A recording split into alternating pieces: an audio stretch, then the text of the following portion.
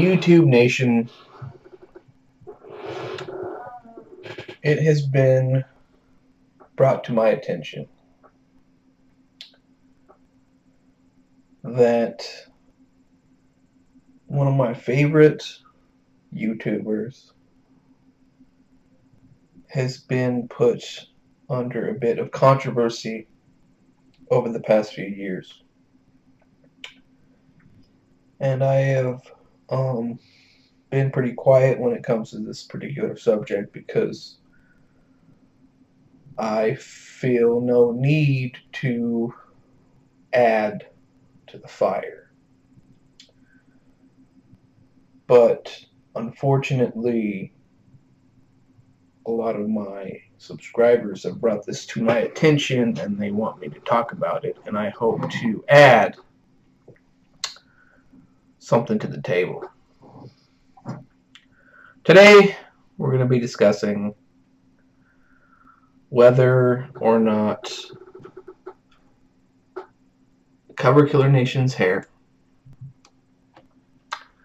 is relevant or ridiculous.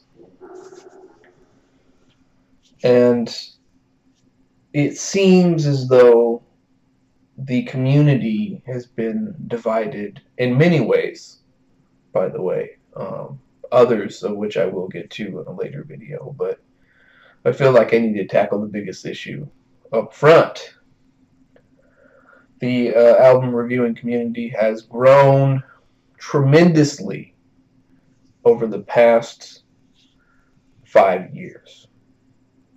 And really, many of us have this man to thank for its growth, because for some reason, most album reviewers, especially younger ones, like to mainly review heavy metal, and extreme forms of music, whether it be any type of progressive music, any type of extreme music. It just tends to be down that road. You don't really see a lot of album reviewers talking about, rap or pop. And sometimes this man, Coverkillernation, will do it. And some people have even said that ever since he started reviewing, pop stuff, his hair started thinning a lot. And I have definitely done some research. I've actually looked back at his videos for the past few years, around the time that he started reviewing pop music. And obviously you got the Needle Drop, who's on a completely different plane, and he doesn't really do a whole lot of heavy metal. And the metal that he does here and there, I think he just does it because so many people ask him to do it. Like Megadeth's last album and Iron Maiden's last album. He's not into their new music. Let's just be honest about it. He's always going to give those albums like a 6. Safe. What the fuck? Lady's going crazy out there. That bitch needs to get fucked. Hope you guys can't hear that because that shit's embarrassing. Alright. Back to the issue. So I'm not really even going to be talking about the Needle Drop, today. I'm going to bring them up in a later argument. Just in case some of you guys are wondering, what side I'm going to take on this issue. I'm going to try to play, kind of a Socrates, Aristotle type dynamic. For those of you who don't know, basically, I'm going to be playing devil's advocate to each issue. So first of all, should it even matter? Should his hair matter? On one hand, no. There's really no reason why it should. I mean, why do we go to his videos for the most part? We go to his videos to get safe summaries that are slightly positive of albums that he's hardly ever even listened to. We don't come on, let's all be honest. We don't go to his videos to look at anything particularly good looking. So, the fact of the matter is, when his hair really started thinning, um, I don't know why people just all of a sudden started saying, like, your hair is thinning, you fucking loser. You look disgusting. It's like, guys. I was a fan of the Cover Killer. I was a fan of the Cover Killer. And I didn't go to his videos for good looks, and I think he knows that. He's the metal guy. That's what he does. Which brings me to the issue of if it started thinning when he started reviewing pop stuff. But now I'm gonna take a step back real quick.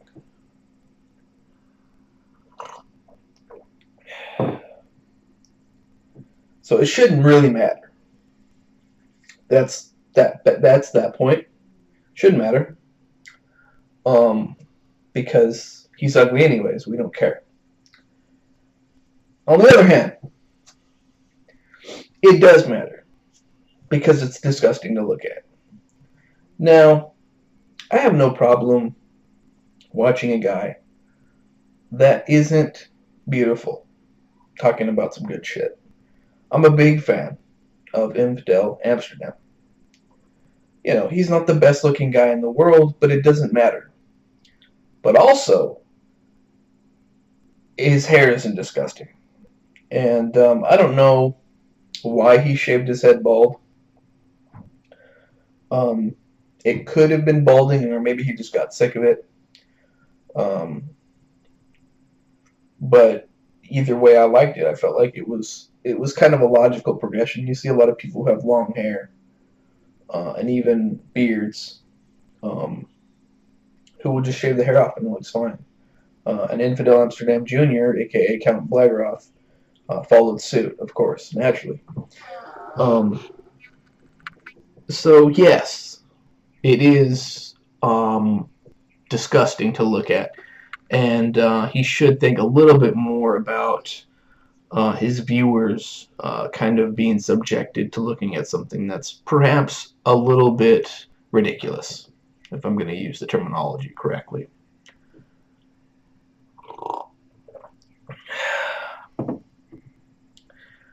Now, I don't know exactly when CKN started reviewing pop songs. It was probably at whatever point he plateaued with just heavy metal reviews, because a long time ago he would do metal reviews, which were at the time pretty damn original, even some of them were pretty funny. And then later on he started expanding, and I thought when he expanded at first it was pretty cool, because then he started going into the more classic bands like Black Sabbath that he never finished, Pink Floyd, which I think he finished, which is pretty crazy, and other bands like that, which I thought was really cool. And he, at some point, I think maybe even around 2012, he kind of plateaued. And like maybe every once in a while he would do a pop album just to bash it, and that's it.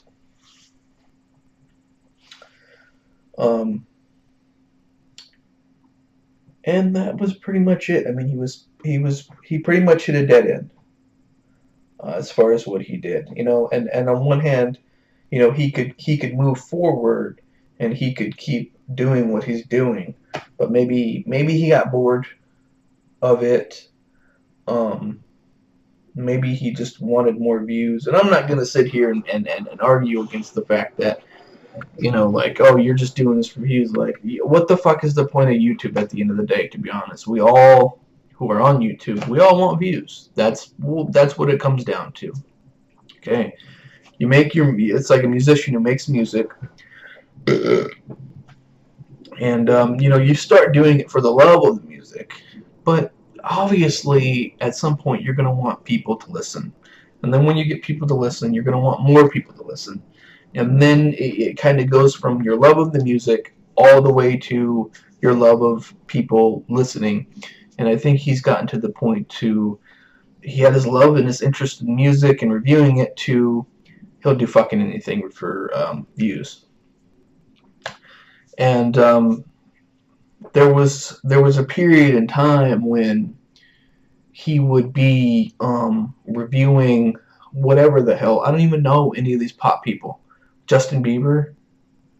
I don't even fucking know. And then he started redoing discographies, the same ones that he had done before, over and over and over and over again. And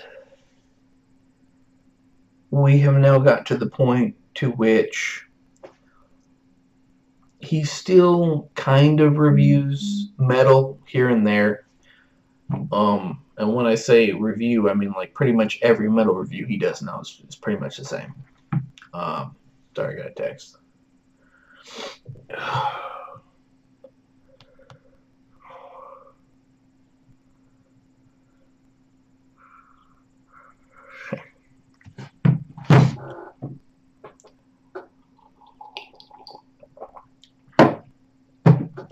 And then he starts doing what a lot of people started doing. What the fuck?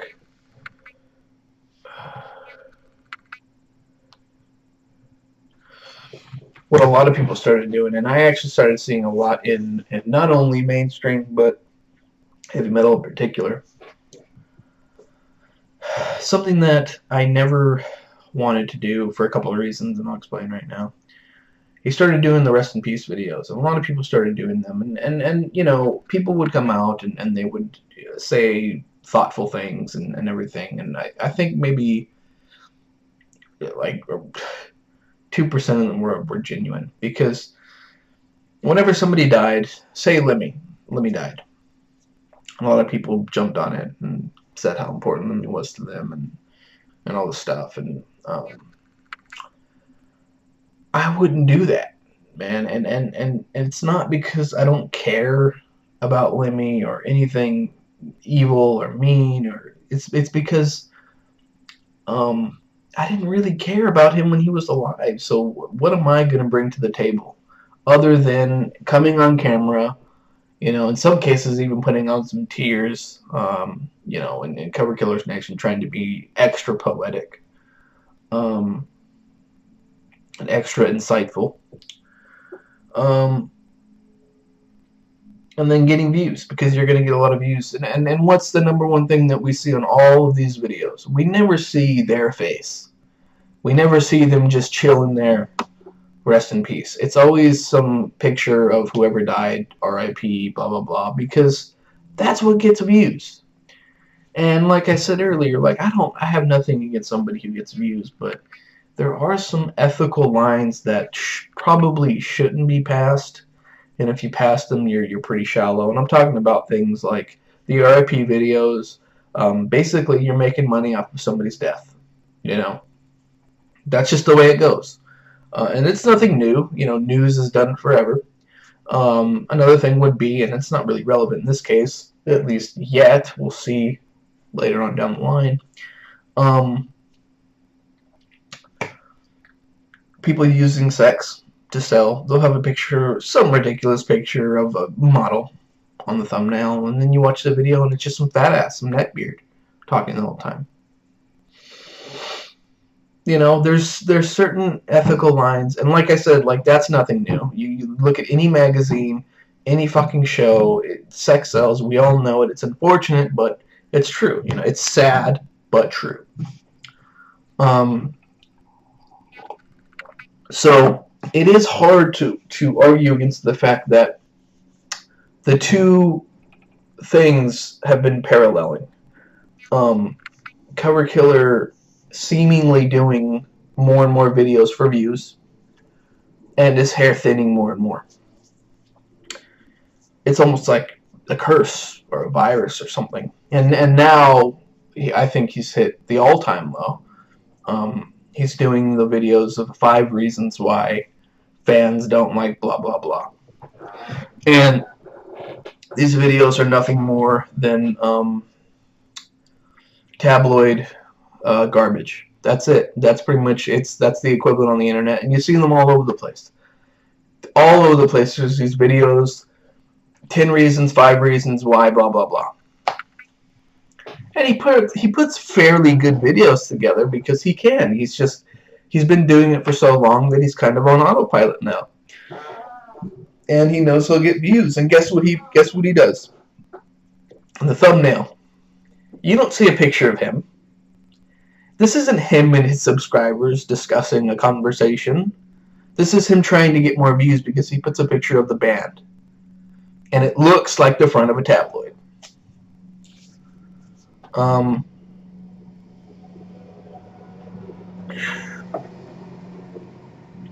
So, although it is hard to argue against the fact that the more and more shallow and uncreative he's gotten over the years, the more pieces of hair have been falling out.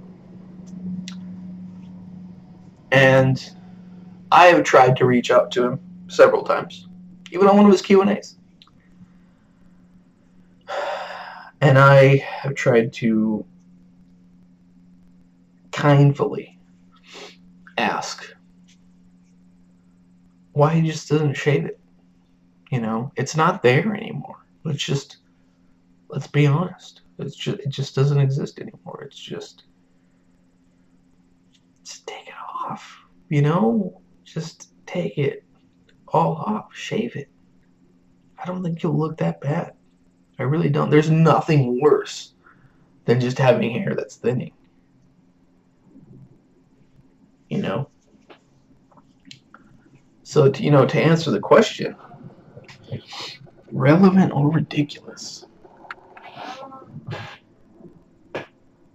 I think the fact that people are bringing up is relevant because it opens the door to the bigger conversation at large. It kind of exposes the man, just the same way that his thinning hair exposes his head.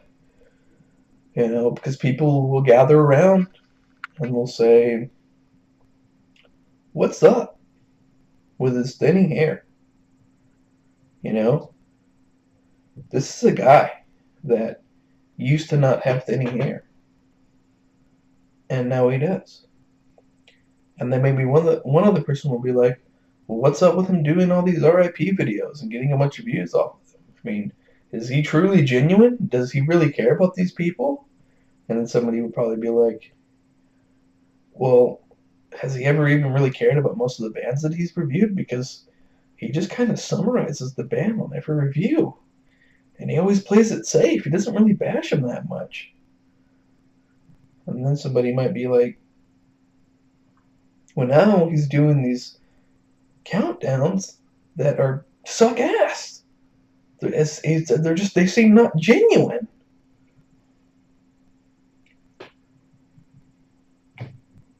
And this is what I think is ridiculous about it. Just shave your fucking head. It's over, Cover Killer. It's done. The cat's out of the bag. The head is out of the hair. Okay? If you just shave that shit off, your friends won't be questioning you that much anymore. Because that hair just exposes you. It exposes you for what and who you really are.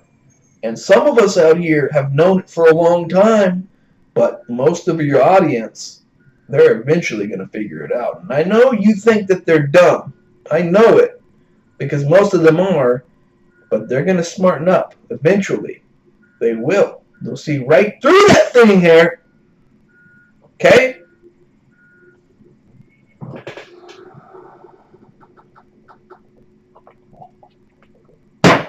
So it's relevant and ridiculous.